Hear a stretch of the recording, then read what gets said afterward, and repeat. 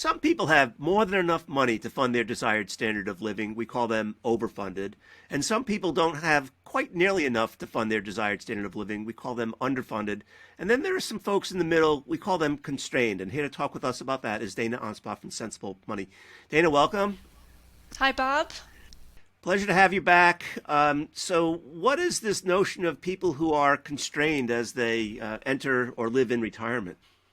You know, it is an interesting word, isn't it? Constrained. It makes us feel like maybe we're in a tight spot.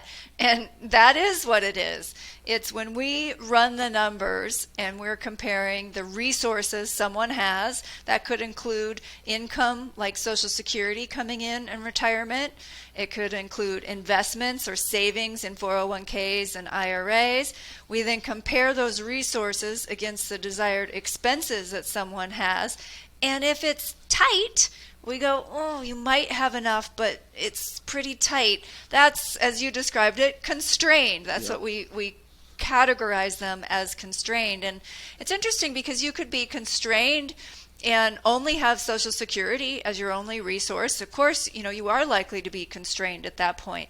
You could be constrained with several $100,000 of savings.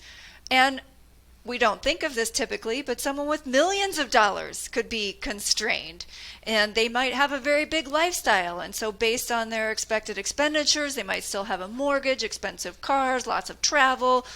Then when we run the numbers compared to the resources they have, they could still be constrained. Right.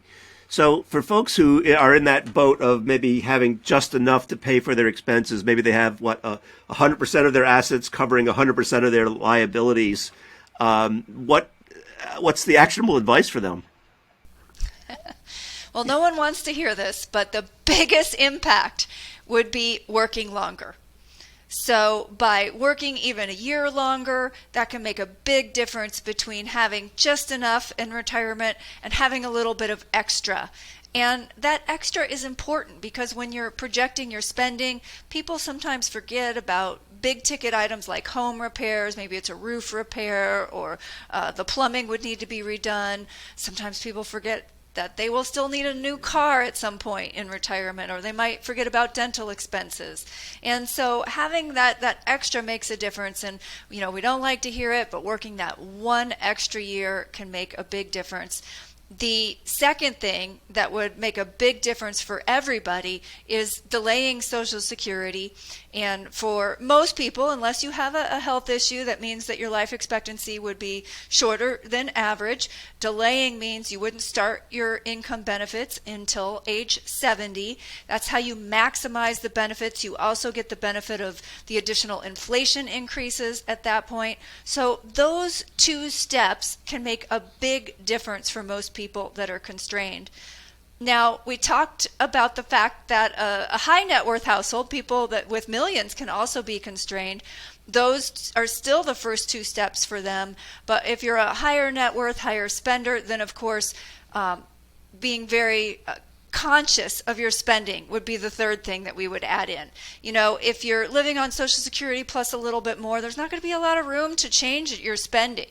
But if you're a high net worth household and you're constrained, you don't want to go from this big lifestyle to all of a sudden, things being really scarce. And so by taking steps early to really think about what's most important to you, maybe you can't do everything every year, but you'll have to do some trade-offs, and you could do a big trip every other year.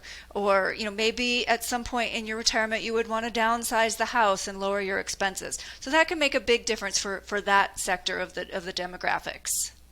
Yeah. For those folks for whom cutting back spending is probably an answer in addition to working longer and delaying Social Security, do you often look at the difference between their essential and discretionary expenses? You sort of hinted at this a second ago. There might not be much wiggle room, but they're essential expenses, but discretionary, like you said, delay a trip or maybe forego some sort of gifts or whatever it might be. Yeah, I think it can be useful to look at essential versus discretionary. Most people feel like most of their expenses are essential.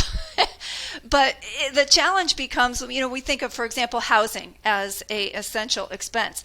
But if someone has a very large, expensive house, there's a portion of that housing that is essential, and there's a portion that's discretionary. Same with medical. Basic health care is an essential expense. Some people have concierge doctors and pay, a significant amount more for health care, which would fall in the discretionary bucket. And so it can be useful to break those things out and decide, what is most important.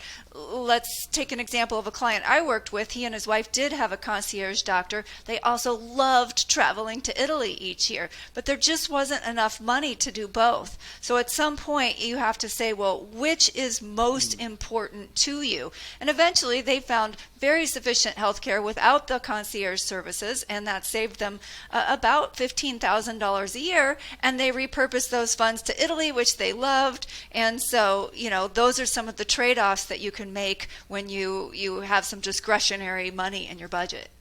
Yeah. So I probably should have asked this earlier, but how would one know if they are constrained or not, or whether they're overfunded or underfunded? Well, it's difficult to know without doing the calculations. We use a calculation that an actuary would use. So if you've ever worked for a company that has a pension plan, they send you a statement each year and it shows you how well funded that pension plan is. And they do that by calculating all the income the pension has to pay out and comparing that to the pension's assets and projected rate of return. And so at a household level, you can do the same thing for someone. You can take all their projected expenses in retirement, all their resources, Social Security, it could be rental income, pension, stock options, deferred compensation, whatever they have, assets, and you compare those two and you can come up with this fundedness ratio. And so it's really comparing everything you're going to need with everything you have available to meet that need, and like putting them on a scale, and that scale is either just balancing out, or you have a little more and you're overfunded, or as you said, you have not quite enough and you're underfunded. Well, I'm hoping that our viewers, by listening to this, move from being either underfunded and constrained into overfunded. And before we wrap up, anything to add? Any final words of wisdom? The only thing I would add, when we talk about delaying the start of Social Security, just because you are delaying your income benefits till 70, it doesn't mean you have to work until 70. So there are many, many cases where someone might retire at 66 or 67, and it will be more beneficial. Their money will last longer by withdrawing from their own savings, maybe an IRA or 401k or CDs or savings that they have, and delaying that Social Security start date till 70. So people tend to think of it as synonymous, like when I retire, I start Social Security. But if you can fund those years, now we're not saying wait and don't spend until 70. We're saying spend just the same amount you would as if you started Social Security, but use a different resource. Use one of your savings accounts to fund that income gap for those few years. And it's hard to explain, in a conversation, but when you do the math, that will actually make your money last longer. Yeah. So you make mention of something that I think is also worth noting, which is we think about the household balance sheet as a household, and when we think about the surviving spouse whose Social Security benefit may be all the higher because of their higher earning spouse delaying till 70, the possibility of them being overfunded is greater by delaying as well, right, for the surviving spouse. Yeah, so what you're talking about is, the difference in claiming strategies for someone who's single versus married, and for married couples, it becomes even more important for the highest earner of the two to delay until age 70, and that maximizes the survivor benefit for either to live. So it really makes sure that your spouse would, as you said, continue to be in a sufficiently funded status throughout all of their years. Well, Dana, as always, it's a great pleasure having you chat with us and share your knowledge and wisdom with us. Thank you. Thank you.